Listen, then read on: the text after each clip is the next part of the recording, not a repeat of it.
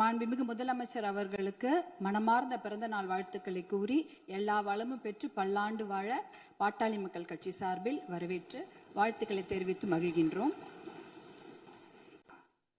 தமிழ்நாட்டில் 2026ஆம் ஆண்டில் ஆட்சி மாற்றம் ஏற்படுவதற்கு காரணமாக இருந்தது பெண்கள் மற்றும் குழந்தைகளுக்கு எதிரான குற்றங்கள் கட்டுப்படுத்தப்படாமல் அதிகரித்ததுதான்.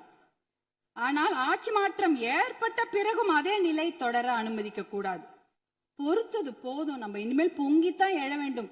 ஏனென்றால் ஒரு பழமொழி சொல்வாங்க, அரசன் அன்று கொள்வான் தெய்வம் நின்று கொள்ளும் அப்படின்னு சொல்லுவாங்க.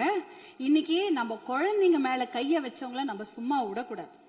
நம் பெண்கள் மேல் கை வைத்தவர்கள் சும்மா விடவே கூடாது. இதுக்கு மேல நம்ம பொறுமையா இருக்கிறதுல அர்த்தமே கிடையாது.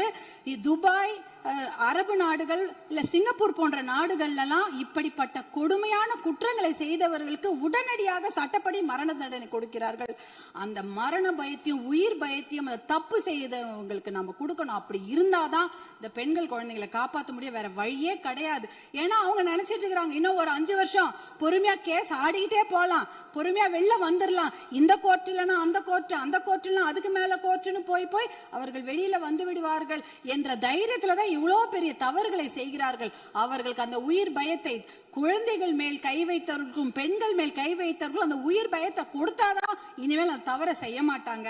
அதுக்காக இனிமேல் நாம பொறுத்தது போதும், பொங்கி எழ வேண்டும் என்று மறுபடியும் நான் உங்களை வேண்டி விரும்பி கேட்டுக்கொள்கின்றேன்.